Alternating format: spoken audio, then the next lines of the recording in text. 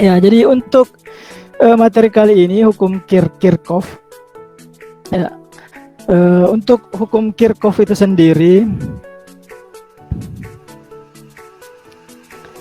ini kalau saya sederhanakan, itu besarnya kuat arus yang masuk dalam suatu titik percabangan. Ini bisa saya tulis sigma I masuk. Nah, itu sama dengan besarnya kuat arus yang keluar dari titik percabangan itu. Ya, itu sama dengan sigma I keluar ya.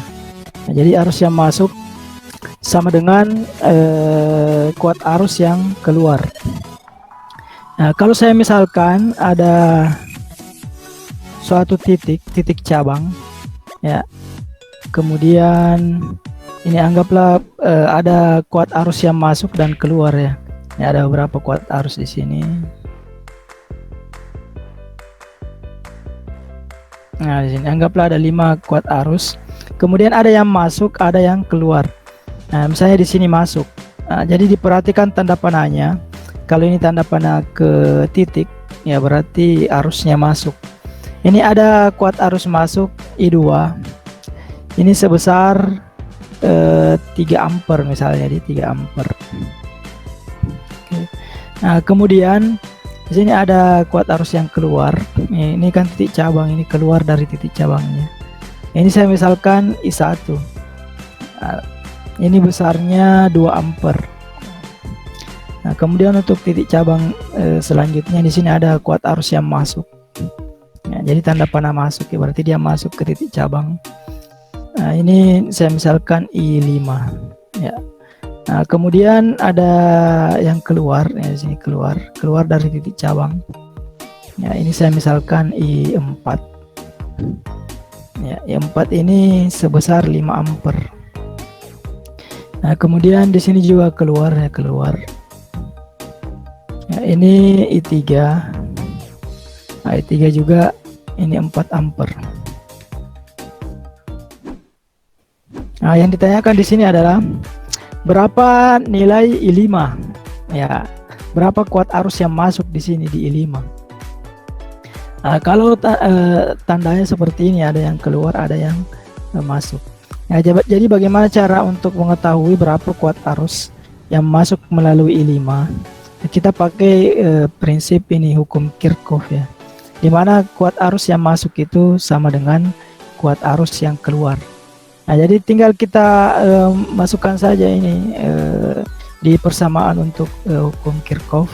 Ya, jadi besarnya kuat arus yang masuk atau sigma I yang masuk, nah itu sama dengan sigma I yang keluar ya. Kuat arus yang masuk sama dengan yang keluar.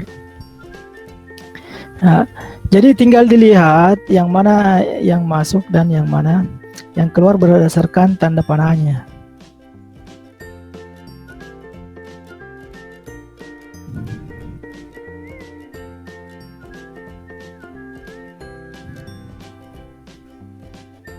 Ya, jadi berdasarkan tanda panah ini tinggal kita lihat yang masuk. Ini ada I2, jadi I2 ini kan tandanya masuk, ini tanda panah masuk. Kemudian I5 ya. Nah, ini keluar semua, ini 4, I3 dan I1. Berarti yang masuk hanya I2 dan I5. Nah, sigma itu artinya jumlah ya, jumlah. Berarti di sini I2 ditambah I5 ya. Jadi jumlah yang masuk sama dengan yang keluar. Yang keluar tinggal kita lihat dari ini tanda panah yang keluar dari titik cabang, yaitu I1, I3 dan I4. Nah, ini keluar ini. Berarti I1 ditambah I3 dan I4 ya.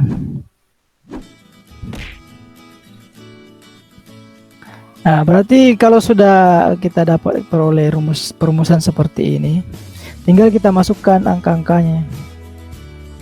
Ya, I2 kan sudah ada di sini. I2 itu 3 ampere. Berarti di sini 3 ampere ditambah I5 ini belum diketahui ya. Ini yang ditanyakan I5 di. Saya tuliskan di sini. Misalnya ditanyakan ini berapakah I5 ya, karena belum diketahui. Nah, jadi penjelasannya seperti ini. Nah, jadi 3 ditambah I5. Nah, itu sama dengan I1 ini 2 ampere ya. Ya, kemudian I3 yang tinggal dilihat ini 3 ampere nih ditambah 3. Sorry, 4-nya. I3 4 ampere, kemudian ditambah I4. I4-nya itu 5. Iya. Nah, kalau sudah seperti ini kan sudah gampang nih, tinggal dipindahkan ini. Kalau pindah ruas ini jadi minus nih, ya. Nah, jadi I5 sama dengan nanti 2 ditambah 4 ditambah 5. Nah, ini pindah 3 jadi berarti dikurang 3. Nah, ini kan sudah gampang, tinggal dihitung saja. 2 tambah 4 6, 6 ditambah 5 11, ya 11 dikurang 3 8. Nah, berarti jawabannya 8 ampere ya. Itulah I5. Ini 8 ampere. Jadi kalau kita jumlahkan yang masuk itu sama dengan yang keluar. Ya, jadi I5 ini 8, yang masuk tadi juga 3. Kalau 8 tambah 3 ini kita jumlahkan 11. Ya, berarti keluarnya juga harus 11 ya. Ini 1 yang keluarkan ini 1 2 ampere, ya 4 5 ampere. Ini kalau kita jumlahkan 2 tambah 5 ditambah 4 itu 11 juga nih. Jadi kuat arus yang masuk sama dengan keluar. Dan menggunakan rumus ini sudah didapatkan tadi bahwa I5 itu sama dengan 8 ampere. Ya, jadi ini diperhatikan tanda panahnya ini. Jadi perumusan ini I masuk sama dengan I keluar. Ya, itu disesuaikan dengan tanda panahnya. Jadi perhatikan tanda panahnya yang mana yang masuk dan mana yang keluar. Ya. Bagaimana kalau misalnya keluar semua tanda-tandanya? Ya, berarti salah soal nih. Ya, karena kalau untuk hukum Kirchhoff itu harus ada yang masuk dan ada yang keluar nih. Ya, seperti itu ya. Mungkin ada yang tidak mau ditanyakan sebelum saya berikan contoh yang lain. Ya, misalnya gambar yang lain nih. Ya, misalnya saya berikan gambar yang lain.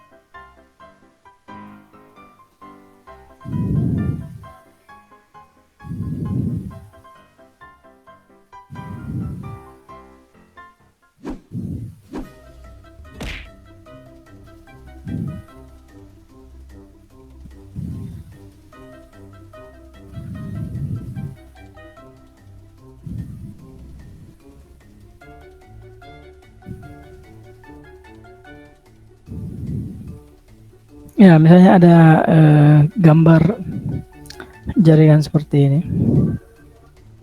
Nah, berarti ada yang masuk. Jadi ini tanda panahnya ke kanan semua, ini tanda panahnya ke kanan semua. Ini I1 ini sebesar 15 ampere misalnya, 15 ampere. Nah, kemudian masuk ke sini berarti titik cabangnya ini. Ya, titik cabangnya di sini. Kemudian dan akan bercabang, ya dia bercabang 3 ya. Berarti 15 ampere ini akan terbagi ke sini, cabang atas dan tengah dengan bawah. Nah, sesuai dengan arusnya masing-masing di ya, arusnya masing-masing. Ya, arusnya tidak harus sama ya. Nah, ini saya misalkan di sini I4 ya, I4 misalnya 2 ampere misalnya, 2 ampere yang mengalir di sini ya. Kemudian ada I3 di sini, I3 5 ampere misalnya. Nah, di sini ada I2.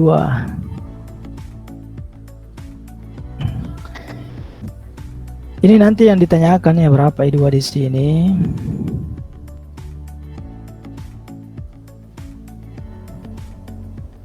Nah, kemudian di sini lagi titik cabangnya.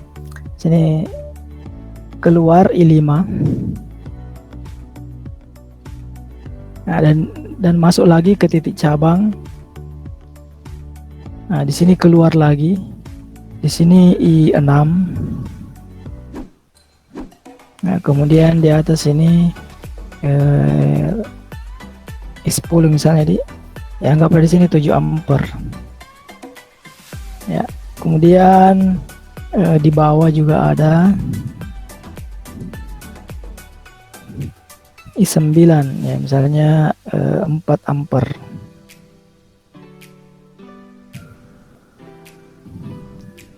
Ya, kemudian di sini I8.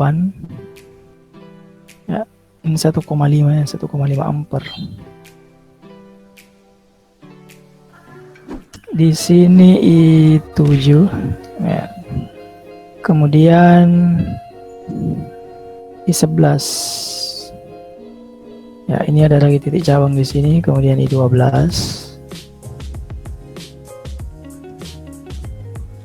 Kemudian bercabang lagi. Nah, di sini I13. Nah, I14 ya.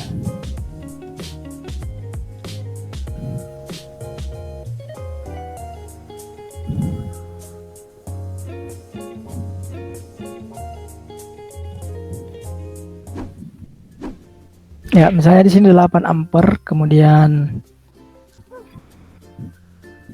ya ini saja. Sini 8, oke.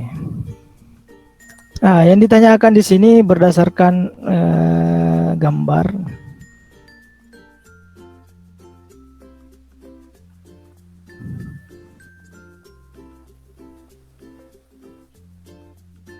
Ya, yang ditentukan di sini berapakah I2,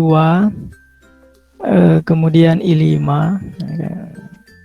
yang tidak diketahui di I7, I6, I7 ya, I6, berapakah I7, ya I11, I12 yang mengalir di sini, kemudian yang mengalir di I14 dan yang mengalir di I15 ya. Oke. Ada yang tahu berapa di sini I2-nya?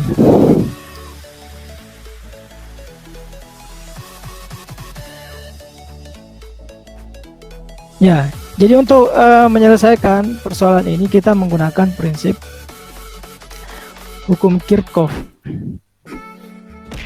Ya, jadi kuat arus yang masuk melalui suatu titik percabangan sama dengan jumlah kuat arus yang keluar dari titik percabangan itu ya. Jadi sebetulnya ini gampang ini. Ya. Jadi kalau kita pakai prinsip hukum Kirchhoff, jadi diperhatikan dulu titiknya ini kan tanda panahnya kan ke kanan semua ya. Ini tanda panahnya ke kanan semua. Cuman kita harus tahu yang mana yang masuk dan mana yang keluar. Ya, karena di setiap titik ini beda yang masuk, beda juga yang keluar. Nah, sebagai contoh, misalnya saya tinjau titik yang ini dulu nih, yang di sini. Ya, ini saya tinjau titik yang di sini, berarti yang masuk ini 15. Nah, berarti I2, I3 dan I4 itu menjadi I yang keluar. Ya, kalau yang di sini ya. Nah, kalau titiknya ini, nah, I2, I3, I4 menjadi I yang masuk, I5-nya yang jadi I yang keluar. Nah, begitu pula dan seterusnya, beda titik, beda masuk dan keluarnya. Nah, saya kasih contoh dulu di sini. Nah, untuk mencari I2, ya, nah kita mau cari I2 misalnya di I2 berapa? Kita menggunakan sama ya caranya, sigma I masuk itu sama dengan besarnya kuat arus yang keluar. Nah, tinggal kita lihat di sini yang mana yang masuk di sini pada gambar ini. Ya. Ini misalnya kita cari I2 Nah, berarti tinggal dimasukkan, yang masukkan I1. Nah, dia masuk ke titik cabang ini ya. Nah, kita tinjau dulu titik cabang ini masuk di sini, berarti 15 atau I1. Nah, itu sama dengan yang keluar di sini. Nah, yang keluar I2, I3 dan I4. Ya, I2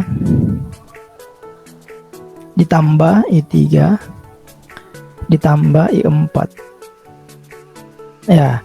Nah, kalau sudah seperti ini kan tinggal diselesaikan saya secara kekeluargaan ini. Tinggal dimasukkan ini I1 nya berapa, I1 yang sudah ada. Itu saja di sini. I1 itu 15. Nah, sama dengan I2 ini yang dicari tadi. I2 tambah I3 5 ya, ditambah I4 itu 2. Ya, berarti tinggal kita hitung di sini. Nah, ini 5 tambah 2 nya kan bisa pindah ke sini. Jadi minus nanti. Berarti 15 sama dengan I2 ditambah 5 tambah 2 7 ya. 7. Nah, berarti ini 7 pindah ke kiri, ke ruas kiri jadi minus. Nah, berarti 15 dikurang 7 sama dengan I2. Ya, maka I2 nya di sini berapa ini? 15 dikurang 7 8 di. Ya, jadi I2 nya 8 ampere. Nah, di sini 8 ampere. Nah, kalau cara dengan menggunakan rumus hukum Kirchhoff seperti ini. Tapi bisa juga pakai cara cepat di sini ya. Kalau misalnya soalnya tidak meminta rumusnya ya. Kalau pakai cara cepat kan tinggal kita lihat di sini. Ini kan jumlahnya yang masuk 15, berarti yang keluar juga harus 15. Yang keluar di sini sudah ada 2 dengan 5 nih. Berarti berapa lagi di sini supaya jumlahnya 15? Nah, 2 tambah 5 kan 7. Ini 7 tambah berapa sama dengan 15? Berarti 8 kan, 7 tambah 8 sama dengan 15. Ya, atau bisa juga ini dijumlahkan, ini 5 tambah 2 kan 7, berarti langsung 15 dikurang 7 jadi 8. Nah, pokoknya yang masuk di sini harus sama dengan yang keluar. Ya, nah, seperti itu. Nah, untuk titik cabang ini, nah itu beda lagi, yang masuk beda yang keluar. Yang masuknya 2 3 4, keluarnya I5 ya. Jadi kalau kita pakai rumus lagi,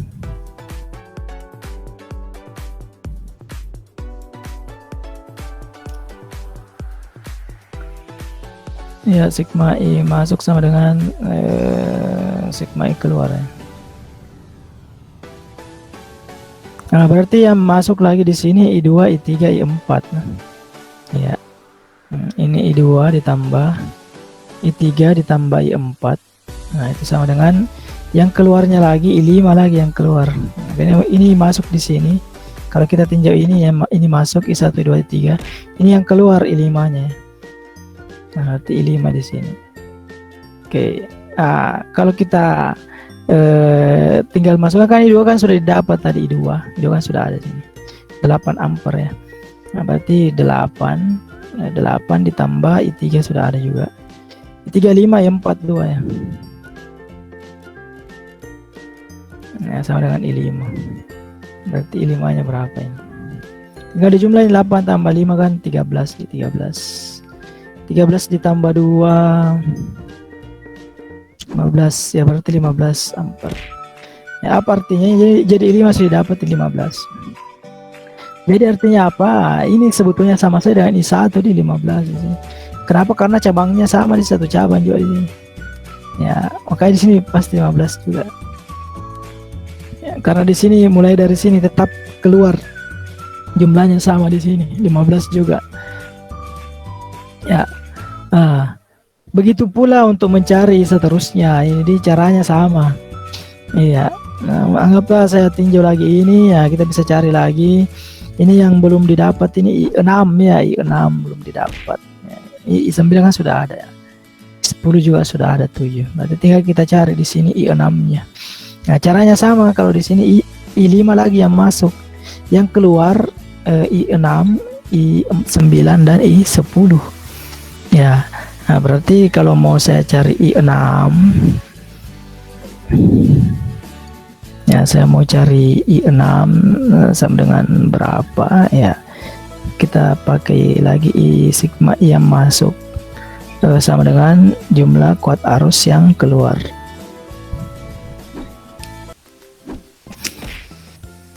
Nah, tinggal dimasukkan di sini, yang masuk itu I5. Nah, ini yang masuk I5 ya.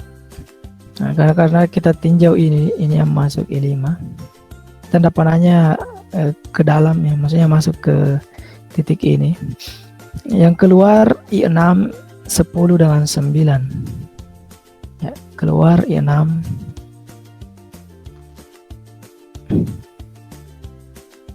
I9 dan I10 tinggal dimasukkan saja.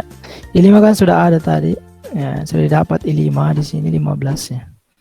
Berarti 15 sama dengan I6. I6 udah diketahui I6. Ditambah I9 ini tinggal dimasukkan sini I9 ini 4. I10 7 ya. Ya, berarti 4 ditambah 7 jadi 4 ditambah 7. Ya, nah berarti ini 15 ini pindah ya. 15 sama dengan I6 tambah 4 tambah 7 11. Nah, berarti ini 11 pindah ke kiri jadi minus. Nah, berarti 15 dikurang 11 sama dengan I6.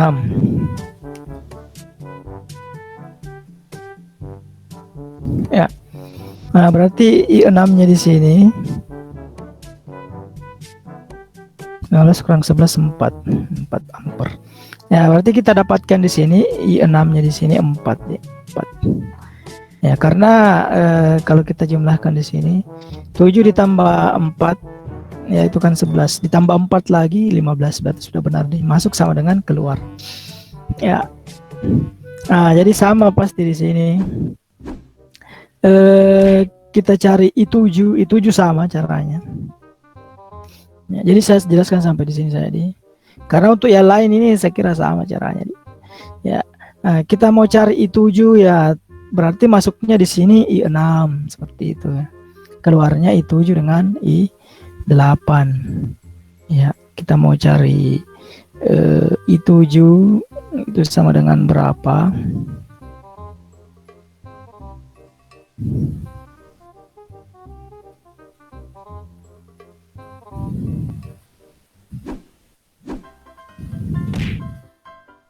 Ya, caranya sama.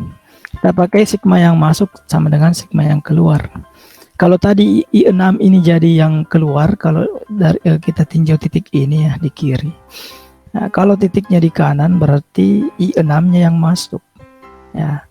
Jadi ditinjau perhatikan tanda panahnya. Nah, yang keluar itu I7. Nah, I7 dan I8. Ya. Berarti sigma kuat arus yang masuk sama dengan jumlah kuat arus yang keluar. Ya, yang masuk tadi ini I6, nah yang keluar itu I7 ditambah I8.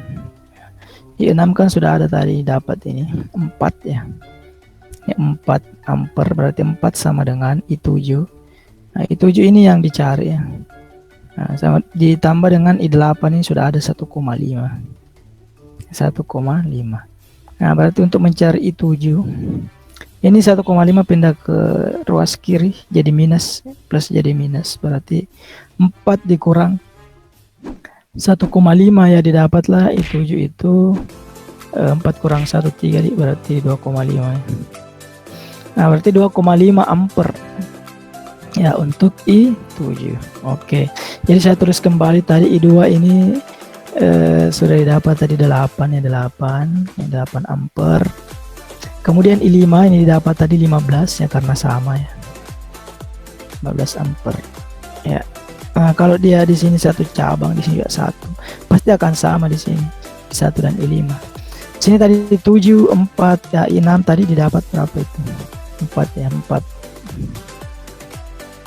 ampere. Ya, kalau kita jumlahkan juga ini 7 tambah 4 tambah 4 hasilnya harus sama dengan yang masuk di sini. 15 ampere. Nah, di sini juga 1,5 tambah berapa sama dengan 4. Nah, ini dapat tadi 2,5 ampere. Ya, oke. Nah, jadi sama seperti yang lain, misalnya saya cari I11 ya. Itu gampang. Berarti di sini titik cabangnya ya. Nah, ini yang masuk I7 dan I8 yang masuk, yang keluar itu I11. Jadi tinggal kita tambah ini di 1,5 ditambah 2,5. Berarti kembali lagi ke sini 4. Ya, sama di sini 4. Nah, di sini juga I12 itu sudah pasti 15 karena sepercabang. Bisa juga ditambah ini 7 tambah 4. Ya, 7 tambah 4 11 tambah 4 ya pasti di sini 15. Caranya sama ya, kalau mau pakai titik cabang ini ya berarti yang masuk 11, 9 dan 10, yang keluar 12. Nah, kalau di sini lagi titik cabangnya. Nah, ini 8, ini I14 berapa ini? 13-nya 8. Nah, tinggal dilihat 8 tambah berapa sama dengan 15. Ya, pasti di sini I14-nya itu 7, karena 7 tambah 8 15. Pasti di sini 7 ampere. Ya, di sini 8 tambah 7 15 juga pasti ya. Di sini 15. Jadi sudah terjawab semua. Nah, jadi saya kira tidak terlalu rumit ini. Kalau kuat arus yang masuk itu sama dengan kuat arus yang keluar. Perhatikan saja tanda panah dan ada berapa cabangnya ya. Oke, mungkin ada yang mau ditanyakan di sini sebelum saya lanjut ke energi dan daya listrik ya. Ini hukum.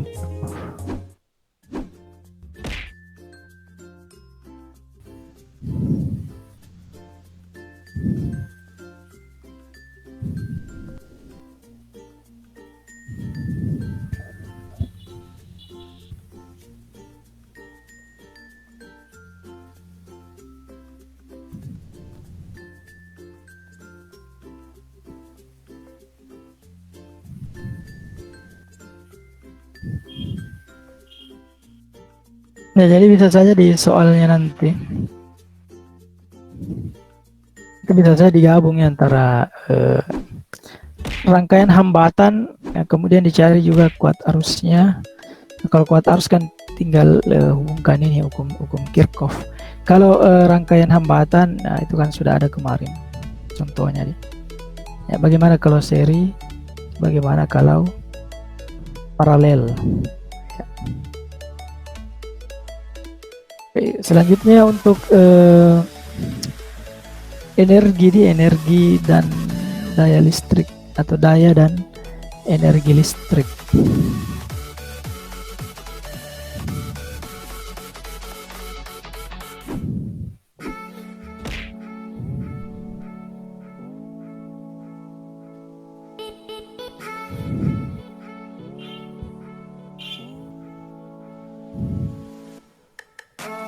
Oke, daya dan energi listrik. Bagaimana tampilannya? Masih jelas? Jelas, Pak. Jelas, Pak. Daya dan energi listrik. Ya, sekarang daya dan energi listrik. Untuk daya listrik. Apa sebetulnya daya itu nih? Daya. Ada yang tahu itu daya? Bukan temannya Sudiang nih. Kalau Sudiang itu sudah masuk luar negeri katanya. Jadi daya, kalau di rumahnya misalnya terpasang ada yang 900 watt, ada yang 1300 watt ya. Nah, itu maksudnya dayanya, di daya listriknya. Nah, kalau di alat elektronik ya, itu menyatakan ukuran konsumsi listriknya, ukuran konsumsi energi listriknya. Misalnya ada lampunya misalnya 40 watt, yaitu artinya konsumsi daya untuk konsumsi listrik untuk lampu itu adalah 40 watt. Kan beda-beda, AC misalnya 400 watt atau 300 watt, televisi misalnya 200 watt atau 100 watt ya. Itu ukuran daya listrik, satuannya watt. Nah, semakin besar daya listrik yang ada di rumahnya ya, itu semakin besar pula daya atau semakin banyak pula alat-alat listrik yang bisa digunakan secara bersamaan ya. Nah, anggaplah misalnya daya di rumahnya ya 1200 watt misalnya. Nah, mungkin bisa gunakan beberapa alat-alat listrik. Misalnya ada lampu 5 lampunya misalnya masing-masing 50 watt, berarti sudah 250 watt nih ya. Dinyalakan TV-nya misalnya 200 watt ya, cuma 100 watt TV atau rice cooker biasa agak besar itu ya, apalagi kalau sementara memanaskannya, karena energi listrik dari perubahan atau konversi energi dari listrik ke panas itu biasanya memakan konsumsi listrik yang besar.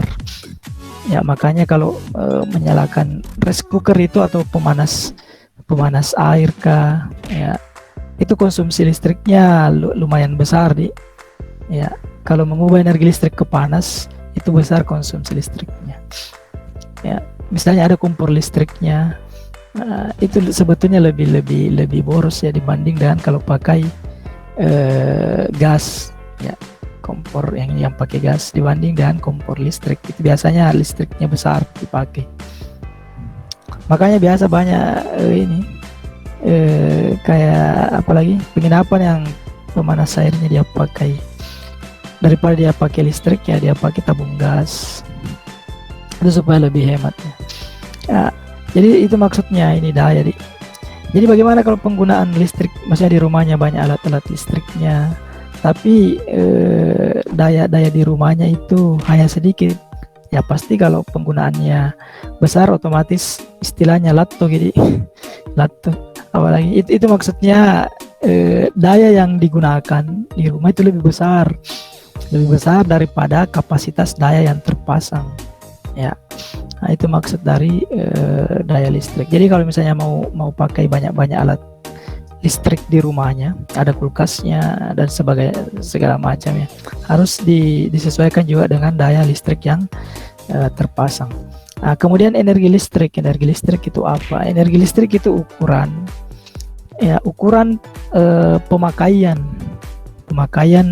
pemakaian daya listrik. Jadi kalau watt itu konsumsi listriknya, kalau energi listrik itu ukurannya, jadi diukur, berarti berhubungan juga dengan biaya nanti yang dikeluarkan ya.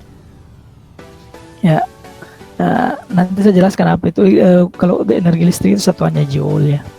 Kalau di meteran listrik di rumahnya itu kWh, ukurannya biasa kWh atau kilowatt hour 1000 watt jam kilowatt hour. Itu maksudnya kWh. Jadi ada berapa kilowatt listrik yang digunakan dalam satuan waktu, dalam setiap jam ya, kWh kilowatt hour. Ya, untuk daya listrik ya, untuk perumusannya dulu, rumusnya di daya listrik.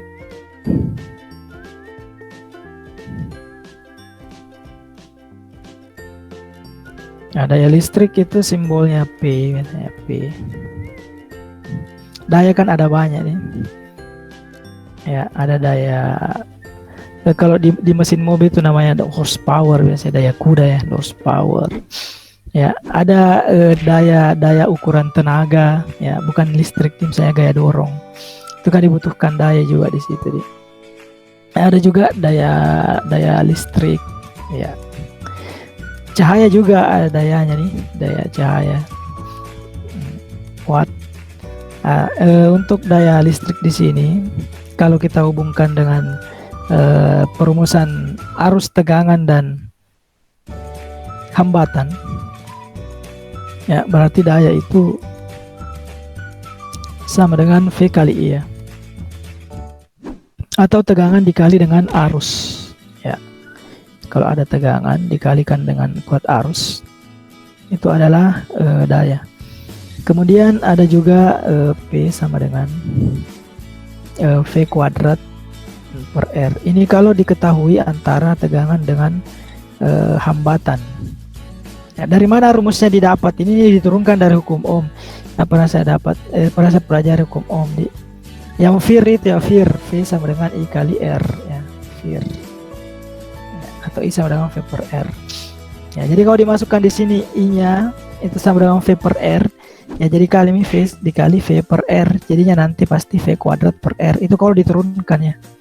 Jadi ini hanya penurunannya saja ini. Jadi tergantung nanti apa yang diketahui, apakah kalau tegangan dengan arus diketahui, mau dicari dayanya pakai rumus ini, tegangan kali arus. Kalau yang diketahui tegangan dan hambatan pakai rumus ini, V kuadrat per R. Ya, bisa juga P sama dengan I kuadrat dikali R ya, ini I kuadrat dikali dengan R. Iya. Ya, kalau ini diketahui arus dengan hambatan. Ya. Ini didapat dari mana ya? Dari ini yang diturunkan tadi. V itu sama dengan I kali R ya, jadi kali ini coba ganti V nya, ini I kali R, berarti I kali R dikali I, jadinya nanti I kuadrat dikali R Ya, begitu pula ini P kalau dihubungkan dengan energi listrik. Energi listrik itu W ya, W. Ini eh, W per T ya, W per T. Berapa energi listrik yang digunakan tiap satuan waktu? Ya, itu adalah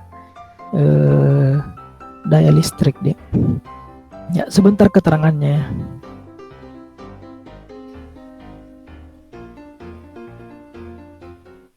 Nah, ini daya listrik. Nah, kalau untuk energi listrik,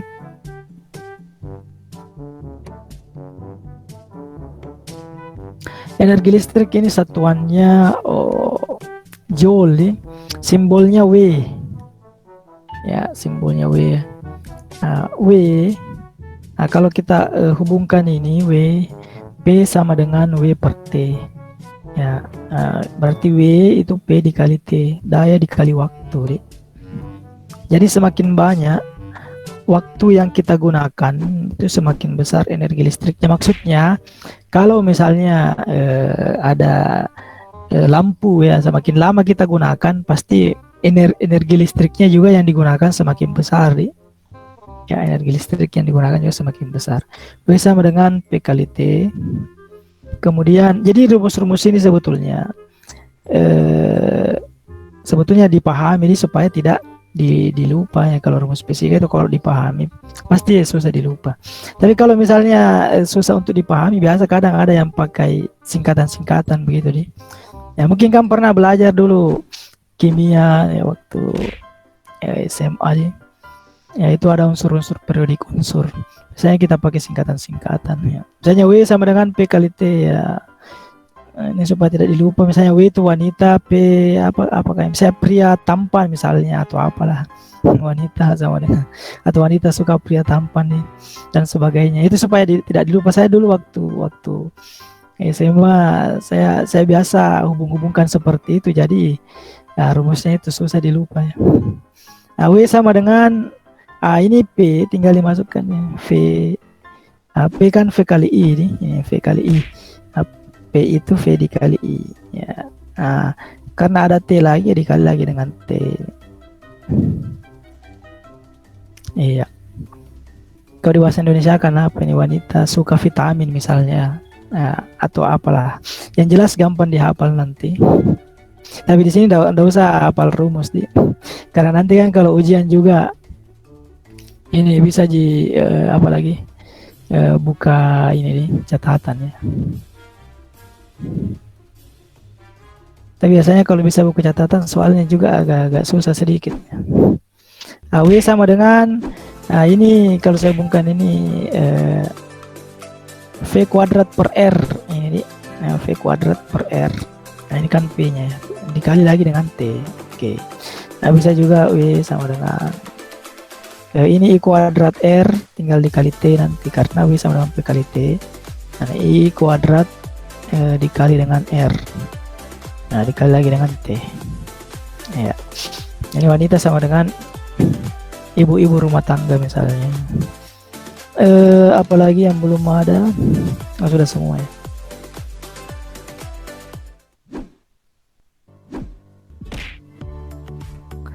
Jadi ini rumus untuk energi listrik. Jadi disesuaikan apa yang diketahui. Kalau yang diketahui misalnya kuat arus, hambatan, dan waktu, berarti kita pakai rumus energi listrik ini. Nah, untuk keterangannya,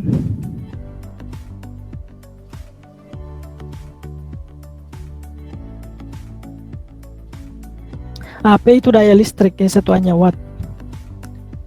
Watt, bukan what is your name atau apa. Satuannya watt. Kemudian apa lagi? W.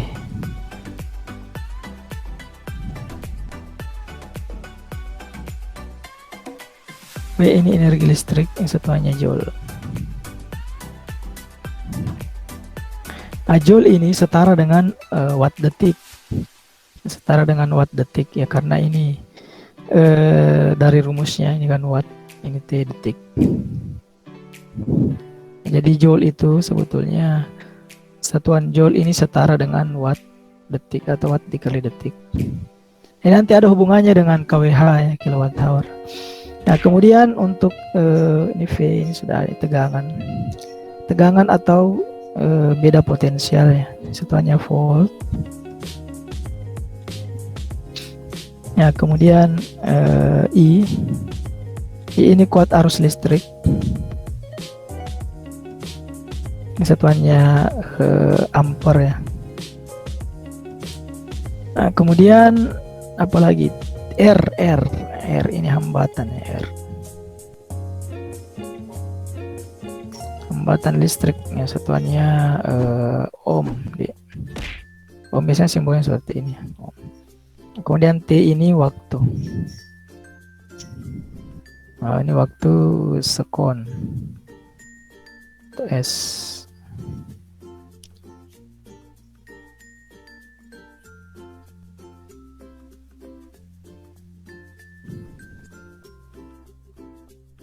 Oke, ya jadi itu rumus dari daya dan energi listrik.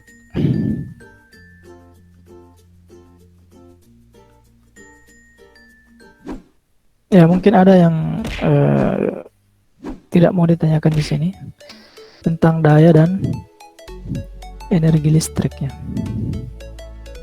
Jadi berhubungan semua yang kemarin ya, mulai dari hukum Ohm, hambatan listrik, daya listrik, dan energi listrik. Ya. Nah, energi listrik itu diambil dari mana sebetulnya? Itu kan sudah dijelaskan sebelumnya. Itu asalnya dari pembangkit listrik. Pembangkit listrik ada tenaga air, tenaga uap, tenaga gas. Ya, kalau di tenaga air itu misalnya di bendungan bilik-bilik, di bendung airnya. Nah, kemudian airnya sedikit dibuka, ya putaran air atau air yang apalagi tenaga air itu yang dibendung tadi, ya, dibuka pintu airnya sebagian, kemudian digunakan tenaganya untuk memutar turbin. Ya, turbin berputar menghasilkan apalagi generator. Turbin berputar, di turbin itu ada generator berputar menghasilkan perubahan flux magnet ya. Nah, perubahan flux magnet itu menghasilkan listrik. Ya, listrik itulah yang mengalir ke rumah-rumah ya, mengalir ke rumah-rumah. Ya, itu dan bisa digunakan. Ya. Nah, apakah pembangkit listrik itu ada batasnya? Ya, pasti ada batasnya. Maksudnya batas energi listrik yang dihasilkan. Ya, batas daya listrik yang dihasilkan. Ya, makanya biasa kita lihat saya pembangkit listrik ini sekian MW, megawatt, itu maksudnya di megawatt. Bukan megawatt ini.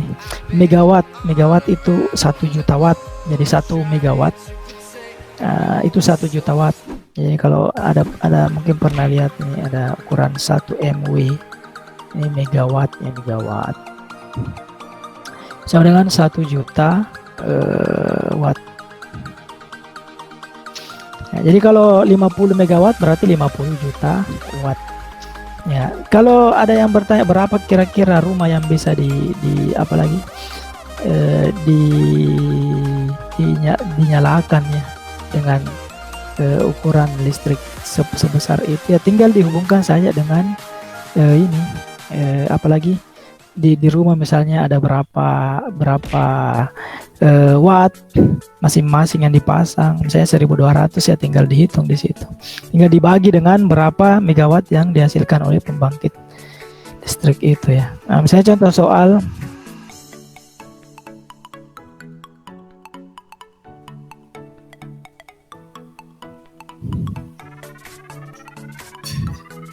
ini yang contoh sederhana saja dulu, misalnya sebuah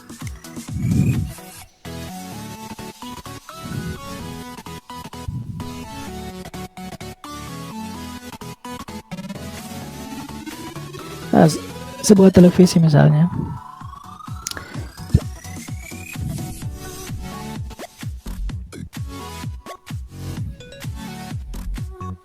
Ini memerlukan tegangan 220 volt. Jadi tegangan yang ada di rumah biasanya itu 220 volt ya tegangannya. Dan arus listrik sebesar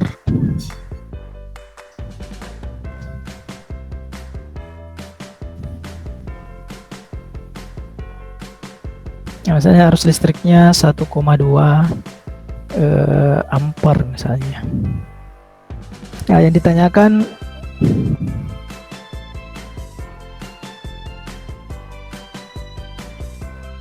tentukan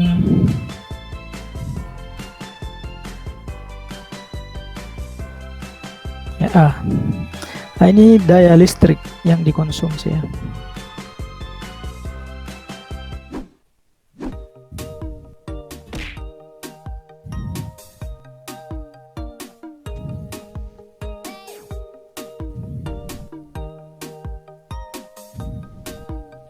Besarnya daya listrik yang dikonsumsi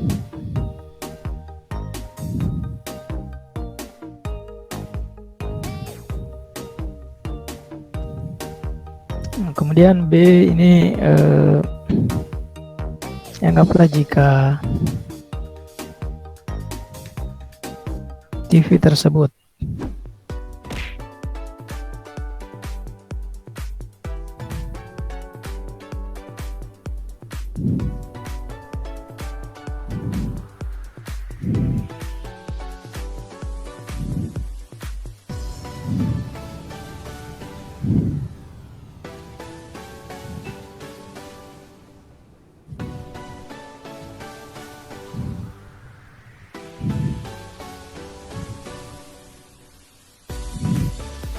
dinyalakan selama 10 jam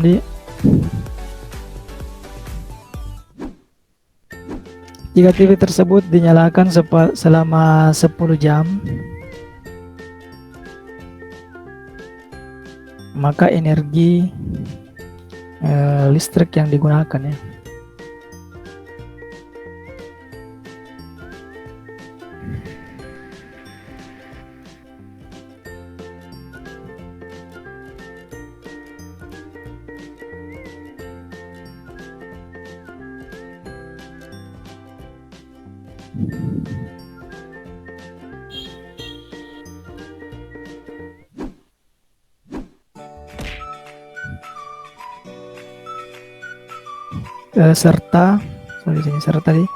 Serta biaya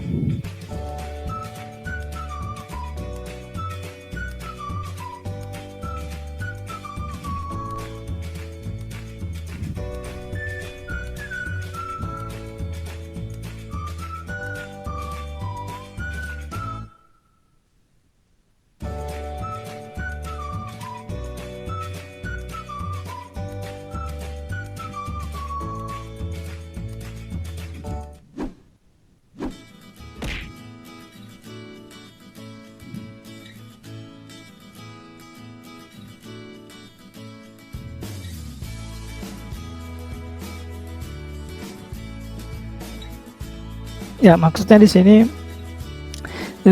jika televisi tersebut dinyalakan selama 10 jam. Nah, jadi anggaplah ini TV saja kita hitung ya, nanti di pertemuan-pertemuan lain kita akan coba hitung bagaimana kalau misalnya alat-alat listrik yang ada di rumahnya itu banyak bukan cuma TV, misalnya ada lampu, ada kulkas ya, setrika dan sebagainya, kemudian digunakan di waktu-waktu penggunaannya juga berbeda-beda, kemudian digunakan tiap hari selama sebulan ya, berapakah biaya listrik selama sebulan, itu juga bisa dihitung seperti itu. Nah, kalau contoh ini hanya TV saja dulu, nah, digunakan selama 10 jam saja ini, maka energi listrik yang digunakan serta biaya yang digunakan maksudnya biaya yang dihabiskannya jika harga per kWh energi listrik itu adalah 1.500. Oke. Ini tidak perlu dihitung bebannya, misalnya bebannya ini belum ada ya. Jadi dianggap saja ini per kWh saja ya. Sama kalau misalnya token listrik ya, beli token itu kan berapa kalau token listrik itu, anggaplah 100.000 misalnya per 62 kWh, kan biasa dihitung seperti itu nanti bisa dihitung itu per kWh nya berapa ya, 100.000 dibagi 62 ya, itu nanti didapat per ini per kWh-nya.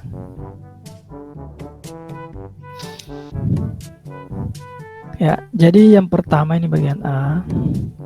Nah, jadi kita tulis dulu diketahui. Ya, sebuah TV memerlukan tegangan, berarti V-nya ini. Ini V-nya 220 volt, ya, 220 volt. Ya, kemudian arus listrik 1,2 ampere, I-nya.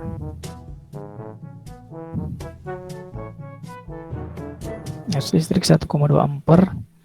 Kemudian ditanyakan ini daya listrik yang dikonsumsi. P sedang berapa? Nah, ini bisa langsung ini di P itu karena yang diketahui V dengan I, berarti P itu V dikali dengan I. Ya sudah ada rumusnya di sini. P sama dengan V kali I. Ya tinggal di kalikan saja. V-nya 220. Kemudian dikali kuat arus itu 1,2. Oke, kalau kita kali berapa ini? 642 264 ya, 264 ya, 264 watt ya. Jadi itulah daya yang dikonsumsi ya. Jadi daya pada TV itu adalah 264 watt ya. Sepertinya ini masih TV yang jenis lama ya, di TV tabung nih. Karena kalau TV LCD atau LED biasanya lebih konsumsi listriknya sudah lebih hemat ya. Oke, saya lanjut. Ini tadi dayanya. Nah, sekarang energi listriknya ya, energi listrik.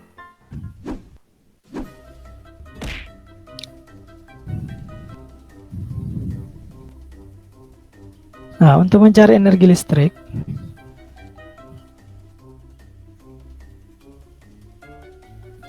berarti W ya, W itu sama dengan kita bisa pakai P kali T langsung ini. Kita bisa pakai rumus P kali T, bisa juga pakai V kali I kali T. Ya, kita pakai V kali I kali T saja. V kali I dikali T. Karena diketahui tegangan, arus dan waktu. Ya, dimana T-nya tadi itu 10 jam nih, 10 jam. 10 jam ini dijadikan detik ya, karena satuannya di sini satuan internasionalnya sekon atau detik. Berarti 10 dikali 3600 nih. Berarti 36.000 detik itu 10 jam. 36.000 detik. Nah, tinggal dimasukkan saya di sini W sama dengan V 220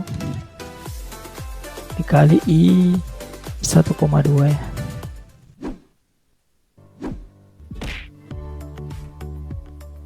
Dikali dengan T. T itu 36.000 ya. Oke. Nah, ini didapat berapa nih? 264.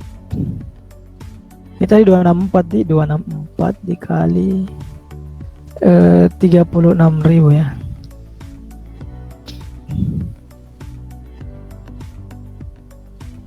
Berapa itu? 950 ya.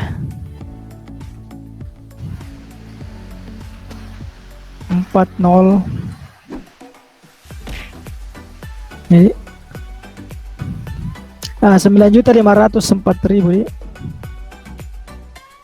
Jadi 9.504.000 joule. Ya, ini joule ya, joule. Nah, joule ini sama saja dengan watt detik. Nah, ini watt detik. Nah, di 9.504.00. Nah, karena satuan energi listrik itu joule. Ya, tapi kenapa di apa lagi? Meteran listrik itu satuannya bukan joule. Ya, kenapa kWh?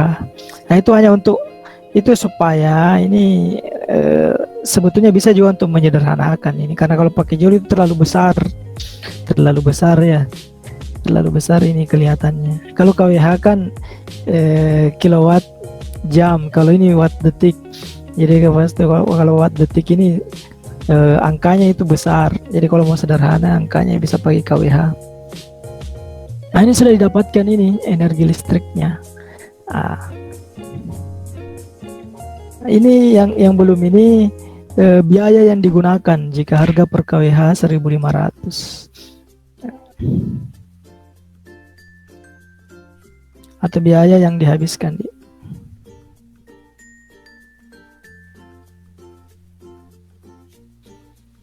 Ya. Nah, jadi caranya kita harus konversi dulu. Ini kan kWh nih. Konversi dulu kWh ke joule. Ya, 1 kWh itu berapa joule? Ya, jadi 1 kWh itu sama saja dengan 1 kilo. Ini kepanjangannya 1 kilowatt hour. Atau sederhananya 1 kilo kan 1000 ya. Kilo itu 1000. Kalau mega 1 juta. Mega, giga 1 miliar, tera, kalau tera 1 triliun ya. Nah, lanjut. Ini 1000 kilowatt hour, berarti 1000 watt jam. Oke. Maksudnya ini 1000 watt jam. Ketika alat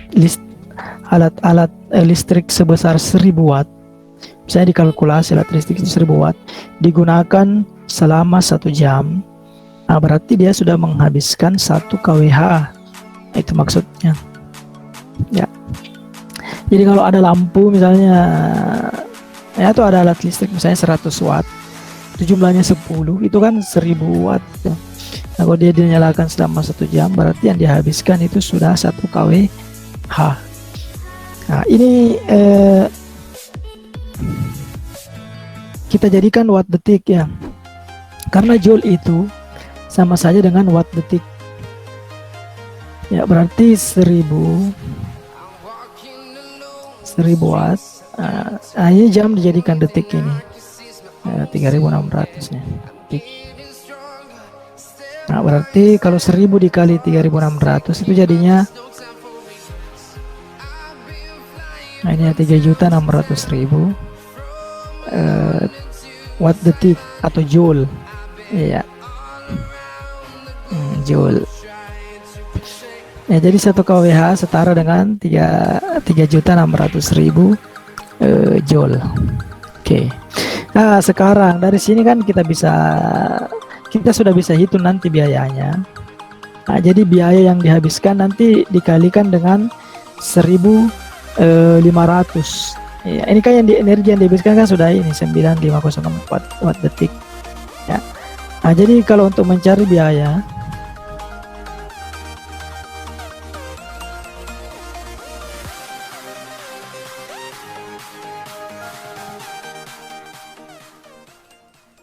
ya pasti ini kita bagi ini 9504 ya. Nah, kita harus bagi ini dengan 3.600 ya. Nah, kemudian dikalikan nanti dengan biayanya di 1.500. Nah, maka itulah biaya yang dihasilkan. Ini tidak terlalu besar ini. Kenapa? Karena hanya 10 jam saja. Nah, kemudian ini juga dayanya tidak terlalu besar, ini 264. Ya, berapa kira-kira ini kalau diselesaikan secara baik-baik ini?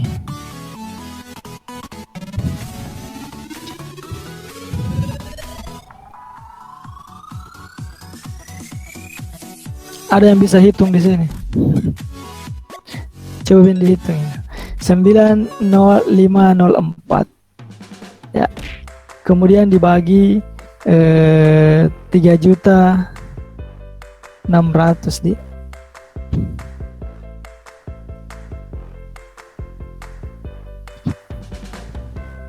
95 2 koma ya, 2,64 ini 2,64.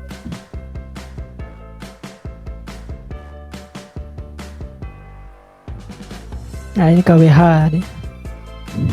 Ini kWh nya sudah jadi kWh ya, dikali dengan 1.500 per kWh ya, berarti itulah hasilnya nih.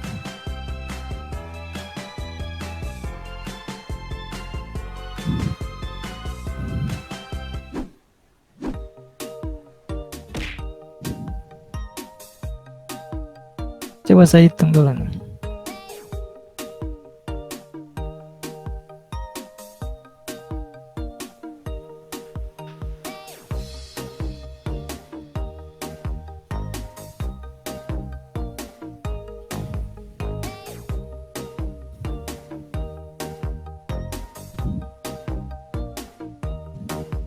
Ya, 3.960 ya.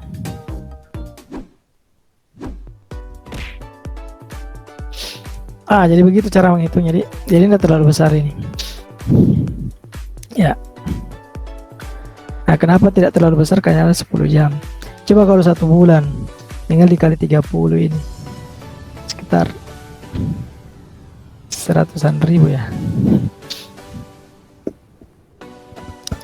Oke, ada yang mau ditanyakan?